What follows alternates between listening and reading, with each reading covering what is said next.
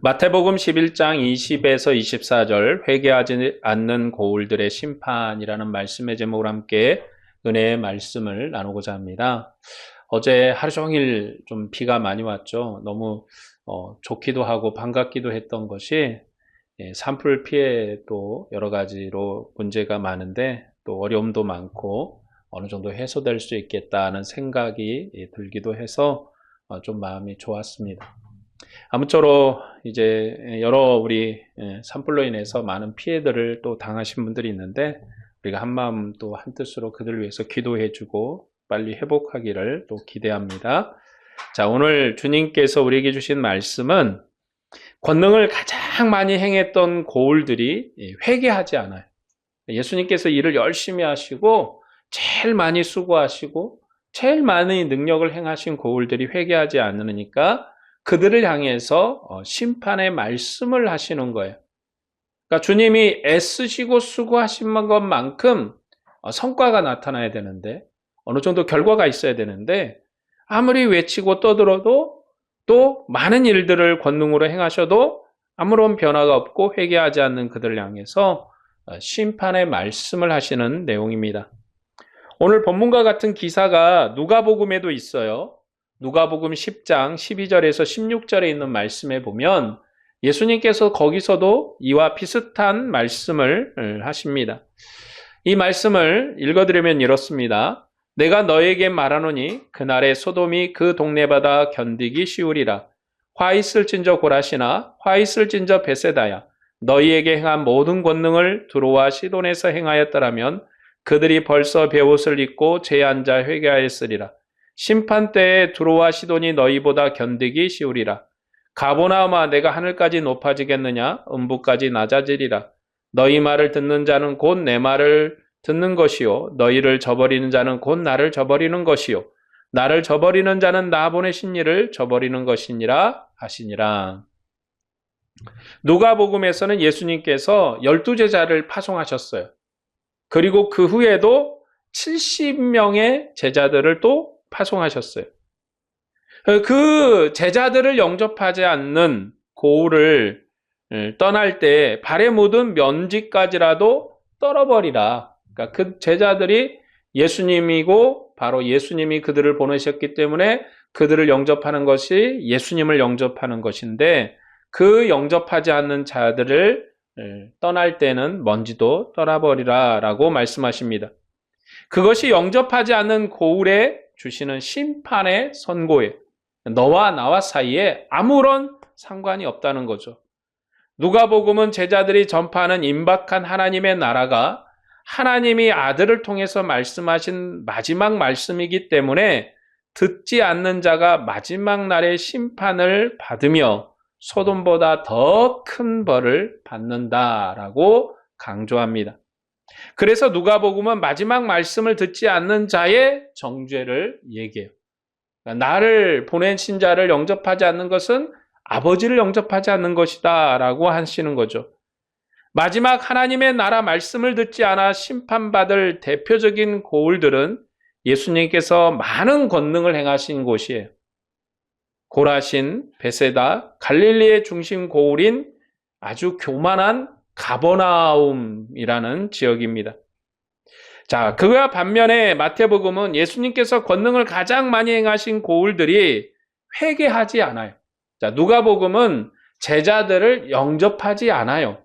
그것이 방점이라면 마태복음은 회개하지 않았다라고 말합니다. 고울들이 회개하지 않으니까 그때 책망하셨다라는 말씀으로 시작을 하는 거예요. 제자들을 보내고 또 예수님께서 직접 가시고 많은 일들을 하셨는데도 그 고울들이 회개하지 않아요. 그래서 심판하신다. 여기서 심판날에 두로와 시돈과 소돔보다 더 큰 심판을 받을 고라신과 베세다와 가버나움은 회개하지 않은 교만을 가지고 있다. 회개하지 않는 교만이 있다고 말씀하는 거예요. 예수님께서 고라신과 베세다를 함께 언급하시고 이어서 가버나움을 언급하시는 것은 반복이에요. 그러니까 반복법을 씁니다. 성경에 예수님께서 제일 많이 말씀하시는 게 반복법이에요. 예수께서 이제 말씀을 하실 때 항상 반복해서 말씀하시는 것은 강조를 위해서예요. 2번 이상 반복하는 거는 중요하고 강조를 위한 거죠. 우리도 아이들한테 말할 때 뭐 중요한 얘기들은 계속 반복적으로 하잖아요. 그래서 또 학교에서 우리가 수업 들을 때 학교 선생님들이 시험이 앞에 또 다가오면 어떤 거는 계속 반복적으로 알려줘요. 무슨 얘기예요? 시험에서 반드시 나온다. 그래서 반복해서 이렇게 자꾸 이제 알려주죠. 너희들 꼭 기억하고 있다가 한 문제라도 더 맞춰라. 반복해서 알려주는 거는 강조를 위해서인 거죠. 마태복음은 예수님의 권능을 가장 많이 받은 고울들의 회개하지 않는 죄와 심판을 여기에서 강조하는 거예요. 왜 그들이 심판을 받는가? 회개하지 않은 죄 때문에 그래요. 회개하지 않았다. 마태복음은 예수님께서 12제자를 파송하신 후 여러 동네에 전도하시려고 다니면서 세례 요한의 말도 듣지 않고 인자의 말도 듣지 않은 악한 세대들을 책망하셨어요. 그래서 이어서 소돔보다 더 큰 심판을 받을 갈릴리 고울에 그들을 향해서 정죄를 하십니다. 예수님의 말씀도 안 들어, 세례 요한의 말도 안 들어. 그러니 그들에게는 정죄만이 있다는 거예요. 하나님께서는 이스라엘의 하나님이 되시고 그들 중에 많은 권능을 행하시고 자신을 증거하셔서 이스라엘을 세상에 비추는 하나님의 영광으로 삼으셨어요. 그러니까 하나님께서 이 모세를 들어 쓰시고 또 여호수아를 들어 쓰시고 후에는 다윗 왕을 들어 쓰시고 그리고도 그 위에도 여러 선지자와 여러 권능으로 이스라엘을 그렇게 영광스럽게 삼으셨어요. 이스라엘은 하나님의 영광을 구하지 않고 이방 나라의 영광을 구하다가 하나님의 나라의 영광을 잃어버려요. 이처럼 하나님께서 많은 은혜를 주셨음에도 이스라엘은 항상 이방의 영광을 찾아요. 저 나라가 왜 이렇게 복을 받지? 저 나라가 왜 잘 살지? 그 나라의 우상을 숭배해서 그런가 보다. 그 나라가 군사력이 강해서 그런가 보다 하면서 우상도 숭배했다가 군사력도 강화했다가 결국은 이방을 너무 흠모해서 하나님의 나라를 저버리고 또 하나님의 영광을 저버리고 그들을 구하다가 하나님께서 그들을 버리십니다. 그런 이스라엘을 하나님께서는 이방에 더럽혀진 이스라엘을 자기 이름을 위해서, 그러니까 하나님께서 예수님을 보내신 것은 자기 이름을 위해서예요. 그러니까 이스라엘이 잘해서, 이스라엘이 정말 훌륭해서가 아니라 하나님이 그들을 사랑하시고 그들에게 약속을 주시고 언약을 주셨기 때문에 자기 이름을 위해서 끝날에 자기의 아들을 다윗 후손의 왕으로 보내신 거예요. 그리고 하나님의 뜻이 하늘에서 이루어진 것처럼 땅에서도 이루어지는 천국의 권능을 세우십니다. 우리가 주기도문 할 때마다 하늘에서 뜻이 땅에서도 이루어달라고 하는 것이 하나님의 통치, 하나님의 통치가 하늘에만 있는 게 아니고 이젠 땅에서도 이루어지는 것. 그것이 아들이 이 땅에 천국을 가져오신 이후에 하나님의 통치를 이루는 거죠. 천국은 생명을 새롭게 하는 권능의 나라인 거예요. 그런 의미에서. 그러니까 생명을 새롭게 합니다. 이제 사실 예수 그리스도의 나라, 교회, 이건 유대인과 아무 상관이 없는 부분이 좀 있어요. 그렇죠? 유대인과 의미가 없어요. 우리는 유대인의 정통을 따르는 사람이 아닙니다. 유대인의 혈통을 따르지도 않아요. 유대인들이 숭배하는 율법을 따르지 않습니다. 여러분, 복음은 철저하게 율법과 대립해요. 사도 바울이 그러잖아요. 내가 그리스도의 십자가 때문에 옥에 갇힌다. 내가 그리스도의 십자가 때문에 옥에 갇히는 거예요. 사도 바울은 율법의 삶을 벌으라고, 율법을 떠나라고. 그러면서 가장 율법의 핵심이 되는 게 바로 할례거든요. 할례는 율법 백성이 되는 증거거든요. 그런데 사도들이 예루살렘에 모여서 야, 우리는 유대인이니까 어렸을 때부터 할례를 하는 것이고 우리의 삶은 그렇게 사는 게 맞지만 앞으로 이방인들에게는 교회가 할례하지 마라. 할례하지 마라. 그게 무슨 결정입니까? 율법을 지키지 마라. 이제는 율법을 떠나서 그리스도의 말씀에 기초한 나라, 그리스도의 권능에 기초한 나라를 세운 거예요. 그것이 천국의 생명입니다. 그게 천국의 권능이에요. 천국의 왕이신 예수님께서는 그래서 많은 권능을 행하셔서 하나님께서 자신을 통해서 통치하는 나라를 전파하셨어요. 이제는 율법의 나라가 아니라 그리스도로 말미암아 통치된 나라를 전하셨어요. 그러니까 우리는 그리스도의 통치된 나라의 권능으로 살아야 돼요.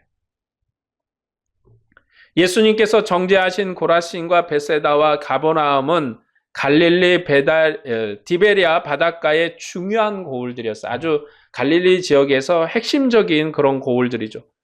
가버나움은 갈릴리 중심 고을이. 그러니까 가버나움이라는 이 갈릴리라는 것은 우리나라 뜨면 경기도, 뭐 이렇게 충청도, 전라도 뭐 도단위급이고 그 중에 이제 이게 핵심적인 게 있잖아요. 경기도 그러면 이제 수원에 이제 도청이 있어서 거기가 아주 중요한 도시인 것처럼 갈릴리 중에 가버나움은 중심 도시였어요.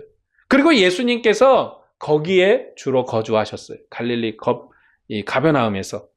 예수님께서는 갈릴리 나사렛에서 가버나움으로 옮기셨고 거기에서 천국을 전파하신 거예요. 가버나움은 예수님께서 세우신 천국의 중심지인 거예요. 예수님이 활동하는 중심지죠. 그러니까 왕이 있으면 여러분 왕궁이 있다고 해서 왕궁이 아니고 왕이 있어야 왕궁인 거예요. 왕이 아무리 저 초가삼간 허름한 곳에 있어도 그것이 왕이 있으니까 왕궁이에요. 그러나 아무리 크고 화려한 성이라 할지라도 왕이 거기에 없으면 왕궁이 아니죠. 우리나라도 그렇지 않습니까? 우리나라도 이제 경복궁이라든지 여러 궁들이 많잖아요. 그러나 왕이 어디 가서 거주하냐에 따라서 그게 법궁이 되는 거예요. 그곳에 왕이 있기 때문에. 그런 면에서 가버나움은 천국 왕이 세우신 중심지, 고라신과 베세다는 가버나움 인근에 있었던 그러한 고을들입니다. 그곳에 예수님께서 천국의 권능을 많이 행하셨어요. 왜냐하면 거기에 주로 계셨기 때문에 거기서 주로 일하셨어요. 그러니까 예수님은 예루살렘에서 주로 일하지 아니하시고 이 가버나움 지역에서 주로 일하셨단 말이에요. 예수님께서 정죄하신 갈릴리 고을들은 천국 중심 고을들이었어요. 그 고을들은 천국 왕의 많은 권능을 보고 회개하지 않고 예수님도 영접하지 않았다라는 것입니다. 이에 비해서 두로와 시돈이 어떤 곳입니까? 이방 땅이에요. 예수님께서는 갈릴리 지역에서 활동하시면서 그 인근 지역에 있던 두로와 시돈도 가끔씩 방문하셨거든요. 그곳에 예수님께서 한 번 그곳에 가셨어요. 그곳에서 어떤 일이 있었냐면 가나안 여인이 귀신 들린 딸을 데리고 와서 고쳐달라고 했어요. 그러니까 이제 가나안 지역에, 그러니까 이방인이에요. 가나안 지역, 그러니까 이스라엘 백성 아니고 유대인 아니고 가나안 지역의 이방인이 자기 딸이 귀신이 들었어요. 그러니까 부모의 마음이 애타니까 거기 예수님이 오셨다니까 데리고 와서 고쳐주라. 예수님이 그런데 뭐라고 그러셨냐면 아주 매정하게 말씀하십니다. 하나님의 자녀인 이스라엘에게 본인이 보냄을 입었다. 그러니까 내가 할 일은 여기서 너를 지금 돌볼 그런 상황이 아니고 나는 지금 예루살렘에 또 그리고 이스라엘의 백성들을 돌봐야 돼 하고 거절하셨어요. 그러자 이 여인이 뭐라고 얘기하냐면 멋있는 말을 해요. 자녀가 먹는 상에서 떨어진 떡의 부슬기라도 개들은 먹는다. 그러니까 당신이 먹다가 버리는 그 부스러기라도 내가 좀 먹었으면 좋겠다. 이 간청하는 여인의 간청을 들으시고 귀신 들린 그 딸을 예수님께서 고쳐주세요. 여러분, 이스라엘은 은혜와 은총과 능력을 많이 보고 권능을 보시는 하나님의 능력 안에 사는 자녀임에도 그들은 예수님을 그렇게 순종하지 않았거든요. 그러나 반면에 이 가나안 여인은 나는 개입니다. 그렇게 자기 스스로를 자청을 해요. 그러니까 나는 개지만 내게라도 조금 부스러기를 나눠주십시오. 내 딸이 지금 불쌍합니다. 얼른 그 딸아이 때문에 가지는 믿음의 간절함, 그 딸아이 때문에 가지는 그리스도를 향한 간절함을 주님이 들으시고 주님은 세계 만국의 또 모든 백성의 왕이시기 때문에 은혜를 베푸십니다. 그처럼 은혜를 베푸셨어요. 예수님의 사역을 요약할 때 두로와 시돈에서 많은 무리가 몰려왔다고 그렇게 말씀할 정도로 이 주님께서 이 지역에서 많은 일을 하지 않았는데도 이 여인의 사건으로 인해서 많은 무리들이 또 예수님을 찾습니다. 이스라엘 하나님께서는 종말에 자기 아들을 갈릴리 가버나움에 거주하게 하시고 천국의 권능을 나타내셔서 천국 중심지의 영광을 가버나움에 주셨어요. 또한 천국 왕께서는 가버나움 주변의 고라신과 베세다와의 많은 권능을 나타내셔서 천국의 영광을 그들에게 주었습니다. 천국의 왕이신 예수님께서 갈릴리 고울들을 최후 심판장에 세우시고 정죄하세요. 갈릴리 고울들의 죄와 많은 권능을 보고도 회개하지 않는 것을 향해서 그들 향해서 정죄하기를 하늘까지 높아지겠는가 하고 그들의 교만을 정죄합니다. 얼마나 교만해요. 하늘까지 높아지겠느냐. 그들의 천국의 복음을 듣고 그 권능을 많이 보고도 회개하지 않은 것은 하늘까지 높아지려는 그들의 교만 때문에 그렇게 됐다는 거예요. 여러분, 하나님의 말씀을 듣지 않는 교만, 하나님의 음성을 듣지 않는 것이 교만함이에요. 사람이 하나님을 향해서 목숨을 걸죠. 하나님이 있으면 어디 있고, 옛날에 유명한 일화 중에 내가 이 주먹을 믿으면 믿었지 하나님을 믿겠느냐. 내 주먹을 믿고 산다. 이런 말이 있죠. 사람들이 그런 표현들은 교만함이. 천국 왕께서는 하늘까지 높아지려는 가버나움의 죄를 특별히 언급하심으로 그 고울들의 죄가 크지 않다, 매우 크다는 것을 드러내십니다. 두로와 시돈은 지중해의 영광을 가진 이방의 도시였어요. 두로와 시돈은 가나안 땅에서 예루살렘과 영광을 다투었던 이방의 아주 화려했던 도시입니다. 두로와 시돈은 하늘에 그 이름을 두었던 이방 나라의 영광이에요. 천국 왕은 종말의 유대인의 왕이시며 동방의 박사들이 귀한 예물을 들고 와서 경배한 왕이세요. 두로와 가나안 여인은 개 같은 자기도 주인의 상에서 떨어진 부스러기를 먹는다라고 겸손함으로 주님께 나와요. 그러나 천국 왕께서 많은 권능을 행하셔서 천국의 영광을 준 갈릴리 고울들은 교만하여서 천국 왕과 그 제자들을 영접하지 않았습니다. 여기에 보면 요나가 생각이 나죠. 요나.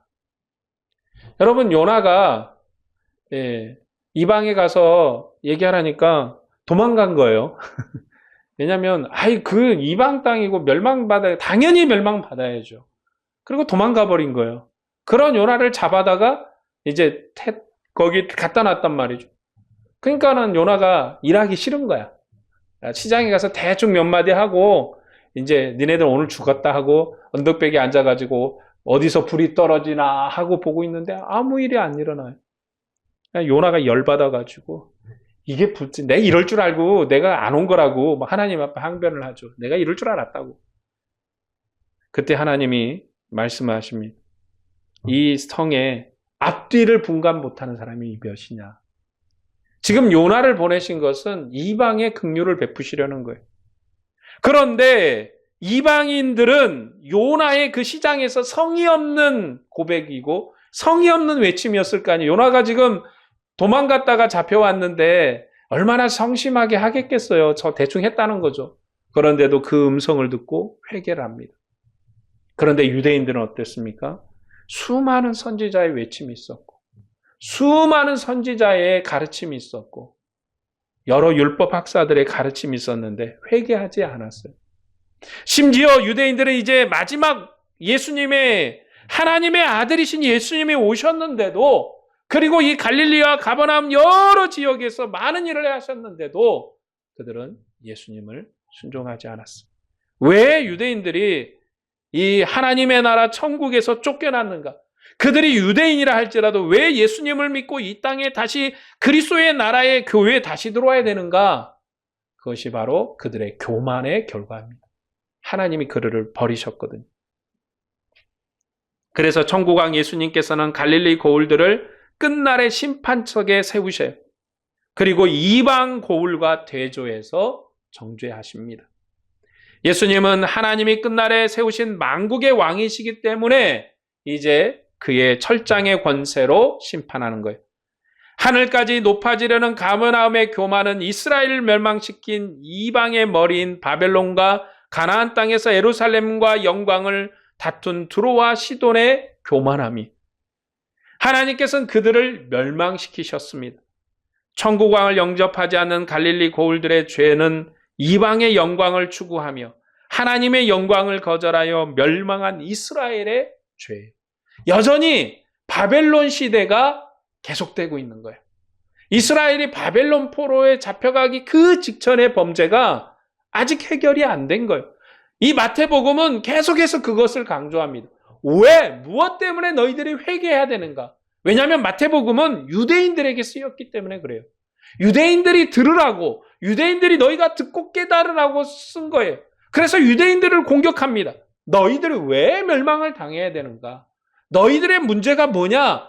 바로 바벨론 포로 그 직전의 범죄, 하나님을 등지고 하나님을 버렸던 그 문제가 여전히 지금도 반복되고 있다.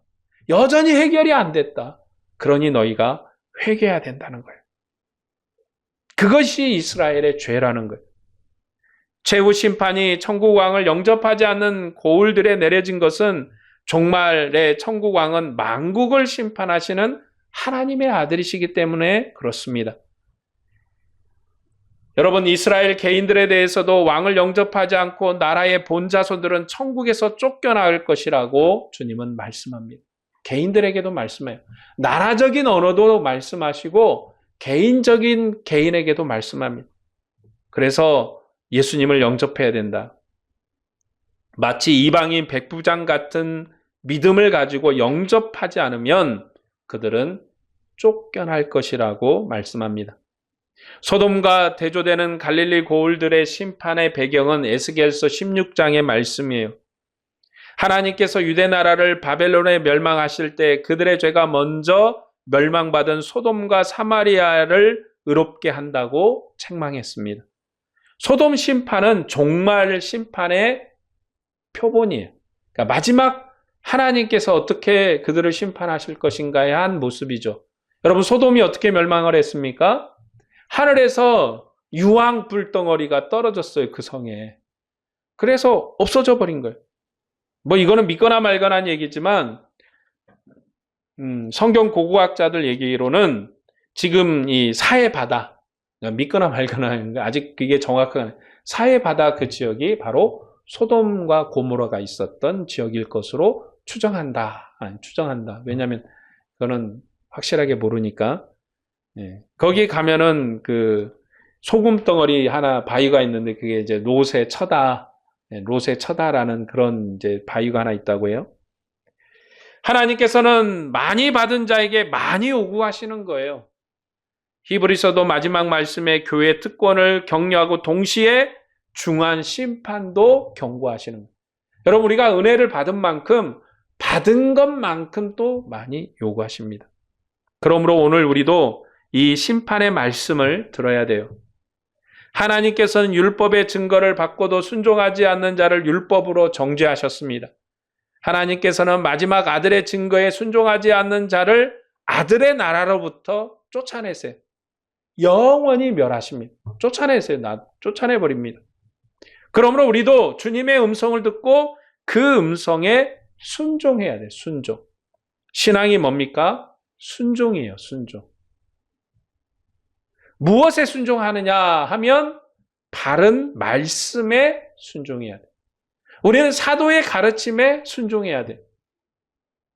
사도가 증거한 아들의 말씀을 잘 듣고 그 말씀에 순종해야 돼. 여러분, 우리가 성경을 제가 뭐 이렇게 한 절 한 절 해가는 게 쉬운 과정은 아니지만 왜 이렇게 열심을 내고 누구도 알아주지 않는 일이지만 최선을 다해서 이렇게 열심을 내냐면 하나님의 말씀을 우리가 한 절 한 절 잘 이해를 해가면 무엇이 바름인가? 그러니까 목사가 여러분에게 전하고 싶은 얘기를 여기서 뽑고 저기서 뽑아서 여기서 내가 하고 싶은 말을 하는 게 아니라 성경이 말하게끔 하려고 하는 작업들이에요. 성경이 말씀하시게 하려고. 성경이 우리에게 말씀하게 하려고. 그래서 창세기는 우리에게 무엇을 말씀하시는가? 마태복음 우리에게 무엇을 말씀하시려는가?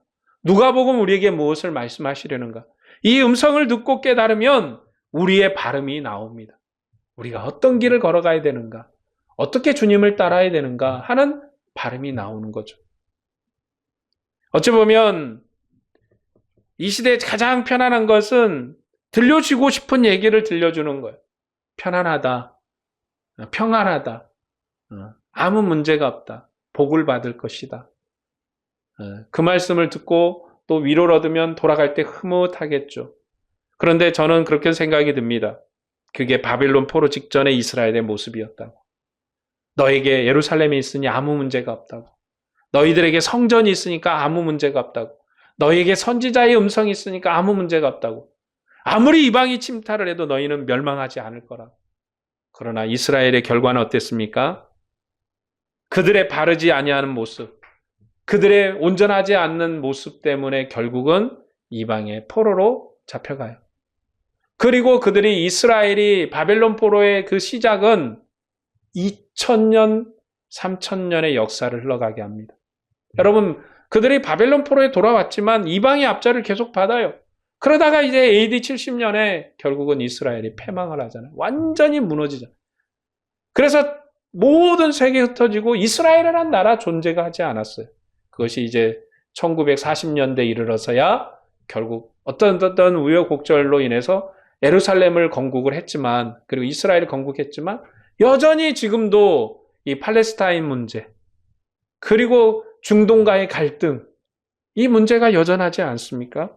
어찌 보면 그들이 바벨론 포로에 잡혀갔을 그 당시의 모습과 지금의 모습이 사뭇 닮아 있어요. 그들이 어떻게 살 것인가? 무엇을 소망해야 될 것인가? 우리의 신앙은 사도의 증거에 있습니다. 사도의 증거를 잘 들으면 우리가 말씀대로 사는 거예요. 예수님께서는 우리에게 많은 은혜와 능력을 보이셨습니다. 우리는 예수님의 은혜에 순종하고 그 능력에 순종해서 아들의 영광을 위해서 살아야 돼요. 세상의 흔들림에 요동하지 않고 오직 예수님께 순종하는 삶을 살아야 합니다. 그런데 이 길은 결코 쉽지 않아요. 편안하지 않습니다. 어려운 것이에요. 그러나 우리는 이 길을 끝까지 달려야 됩니다. 우리의 신앙의 모델은 예수님이신데 우리의 신앙의 표본은 여러분 바울을 보면 돼요. 바울을 보면 돼요. 끝까지 달려야 되는 거죠. 왜냐하면 고난을 통해서 영광을 받는 그리스도의 증인의 영광이 있기 때문에 그렇습니다. 우리가 그리스도의 고난과 화평의 길을 따라 걷는 십자가의 군병이에요. 우리가 순종으로 승리하고 주님의 영광이 되기를 소망합니다.